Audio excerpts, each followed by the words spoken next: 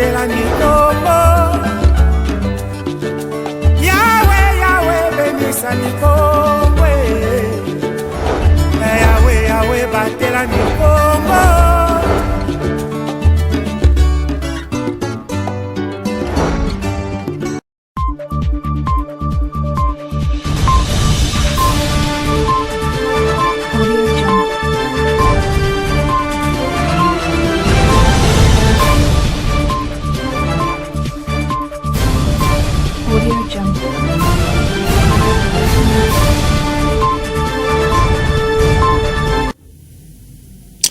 C'est l'heure de vous informer sur Ecopolis Télévision. Monsieur et dames, bienvenue dans ce nouveau numéro du journal. Un très grand plaisir est pour moi de vous le présenter. Le 2 août de chaque année, la République démocratique du Congo observe la journée de deuil et de recueillement national baptisée Génécoste, qui désigne le génocide pour le gain économique. Cette journée officielle est dédiée à la commémoration de millions de victimes de guerre, des crimes de guerre et de pillage de ressources naturelles qui ravagent le pays depuis près de 3 décennies. Nous vous proposons de suivre le discours du chef de l'État, Félix Antoine Tshisekedi Tshilombo, à l'occasion de la journée du 2 août 2026.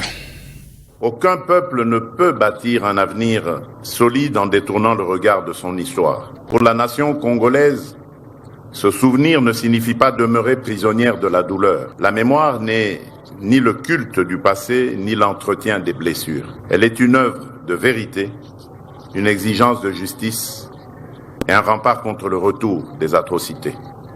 Notre territoire porte les stigmates de violence d'une extrême gravité. Derrière chacun de ces noms, il y a des vies fauchées, des familles décimées, des villages anéantis, des femmes et des enfants martyrisés, des communautés dispersées et des populations entières contraintes à l'exil. Il y a surtout des destins humains qu'aucun chiffre ne pourra jamais résumer. Ces tragédies ne sont pas une simple succession d'événements isolés. Elles s'inscrivent dans des cycles de violence, de prédation, d'ingérence et d'impunité qui ont meurtri notre peuple et fragilisé notre cohésion nationale.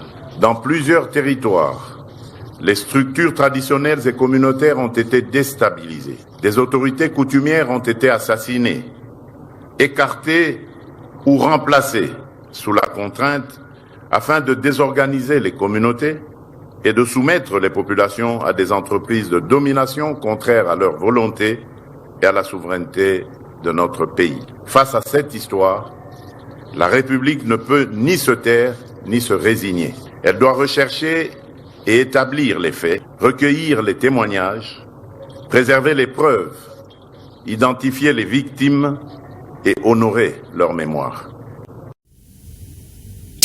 Et nous restons encore une fois sur ce chapitre de Génécoste pour vous laisser suivre le témoignage d'une femme victime à plusieurs reprises de violences organisées par le rebelle dans le guerre qui sévissent dans l'est de la République démocratique du Congo il y a de cela près de 3 décennies.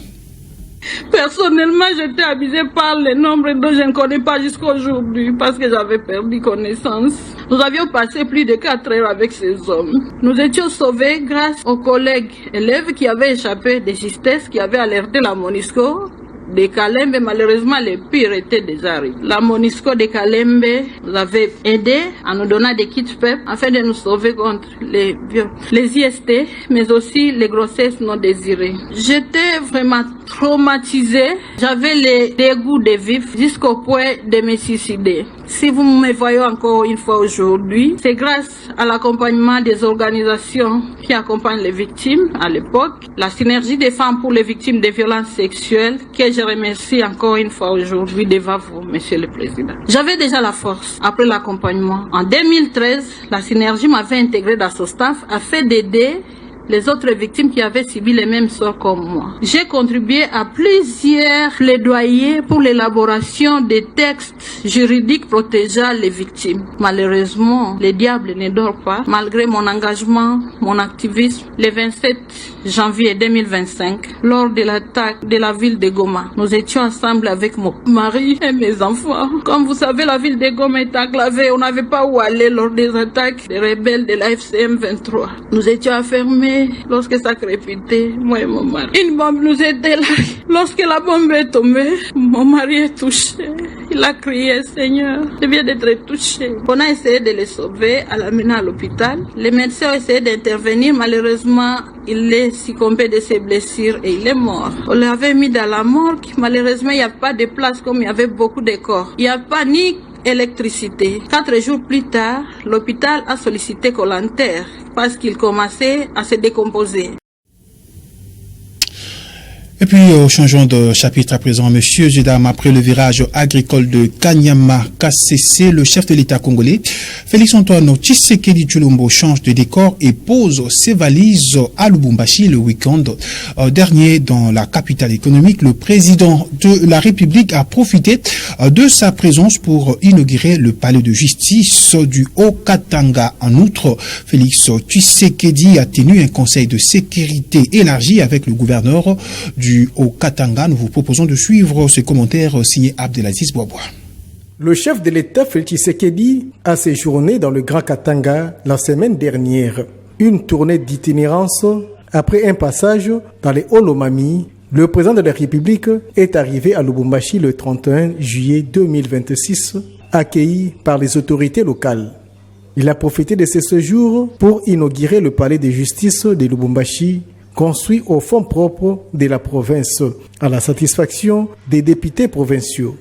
Le chef de l'État, qui est le grand bâtisseur, et son élève, le gouverneur Kazembe Choula, dans le Haut-Katanga, est en train de réaliser des œuvres colossales, entre autres la construction de ce grand palais de justice. Cet événement d'aujourd'hui, c'est un événement grandiose, mémorable, qui sera marqué d'une empreinte indélébile dans les annales de l'histoire de notre pays, de notre province, le Haut-Katanga. Autant d'années après, nous venons de vivre encore l'avènement d'une nouvelle construction imposante, digne pour abriter les magistrats. Nous félicitons aussi le gouverneur AI, son Excellence Martin Kazembe Choula, qui est aussi en pleine œuvre, il est en train de travailler.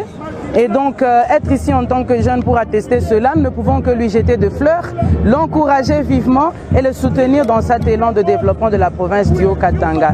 Le garant de la République a tenu une réunion des comités provinciaux de sécurité élargie au gouverneur du Haut-Katanga, du Lualaba, du Olomami et du Tanganyika, axé sur les zones minières.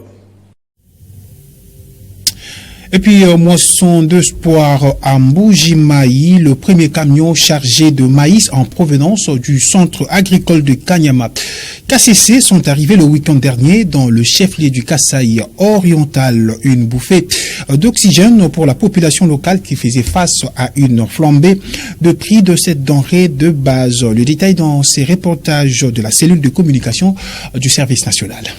Voilà, mesdames, messieurs, nous vous saluons en ce deuxième jour du mois d'août l'an 2026. Nous sommes présentement dans la ville de Mbuji-Mayi, chef-lieu de la province du Kasaï oriental. Sur instruction du commandant suprême du service national, le président de la République Félix-Antoine Tshisekedi Tshilombo, le commandant du service national, le général Kasongo Kabui, vient de libérer ce dimanche camions de maïs en direction qui ont quitté Kanyama KCC et qui viennent d'arriver ici dans la ville de Mbuji-Mayi. Donc, la vision du président de la République est en train d'être concrétisée, celle qui est de l'autonomisation alimentaire. À l'époque, on dépendait de l'extérieur et aujourd'hui, nous pouvons voir les dépôts, les entrepôts du service national depuis les villages de Kanyama KCC, le territoire où nous étions au courant de la semaine. Et voilà, aujourd'hui, nous venons d'arriver dans la ville de Mbuji-Mayi. L'objectif, c'est quoi? L'objectif derrière cette opération, c'est de rendre chaque enfant du pays autonome sur le plan alimentaire. Nous devons être autonomes sur le plan alimentaire. Éviter à ce que nous puissions continuer à dépendre davantage de l'extérieur du pays. Alors ici,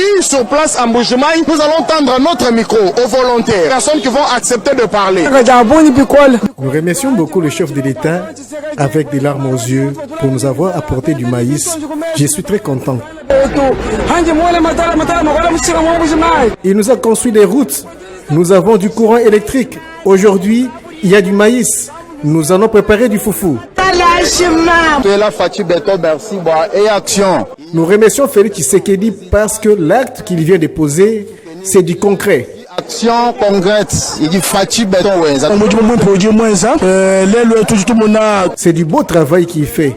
Aujourd'hui, nous voyons des camions transportant des sacs de maïs entrer.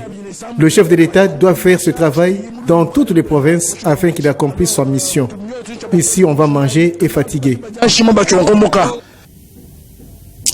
Et puis une page internationale dans cette session d'information, scène apocalypse dans le nord-ouest des États-Unis d'Amérique. L'État de Washington fait face à l'un des pires désastres de son histoire. Porté par de vents violents, 3 incendies géants ont franchi les lignes de défense pour s'engouffrer en pleine ville de Spokane. Le bilan est dramatique. Plus de 700 habitations ont été instantanément réduites en cendres. Des quartiers entiers ne sont plus que de ruines fumantes, alors que 65 000 habitants ont dû fuir leur maison en urgence. Le point avec TV5 Monde. Une épreuve du feu inédite pour les pompiers de l'État de Washington. Les interventions s'enchaînent. Ce nouveau départ d'incendie touche une habitation. Celui-ci sera maîtrisé, mais dans le voisinage, d'autres n'ont pas eu la chance de voir arriver les soldats du feu à temps. Avant d'aller sur d'autres fronts, les façades sont aspergées d'eau. Cela retardera les flammes, peut-être, avant un éventuel retour des pompiers. Non loin de là, dans une autre ville, une autre maison, l'arrosage automatique du jardin a été déplacé sur le toit, avant que les occupants prennent la fuite. Comment éviter que des quartiers entiers comme celui-ci se retrouvent réduits à l'état de cendres? Pour Spokane, la deuxième plus grande ville de l'État, on dénombre 60 000 personnes évacuées. L'impuissance s'entend même dans les mots des autorités locales. Il y a beaucoup d'habitants de l'État de Washington qui ont littéralement tout perdu en très très peu de temps. En l'espace de quelques heures seulement, leur vie a basculé de manière dramatique et radicale. Nous sommes confrontés à de nombreuses crises que nous nous efforçons de résoudre, mais nous savons que cela va représenter un défi à long terme pour de très nombreuses personnes. Plus de 900 personnes issues de différentes agences luttent actuellement contre les incendies à Spokane. Et ce n'est que l'un des 15 fronts majeurs qui ravagent actuellement l'État de Washington. 15 incendies très étendus et extrêmement mobiles. Ces dernières heures, plusieurs responsables ont exprimé leurs inquiétudes. La région ne devrait pas devoir bénéficier d'un répit météorologique dans les 2 prochains jours à venir. Le temps devrait rester sec.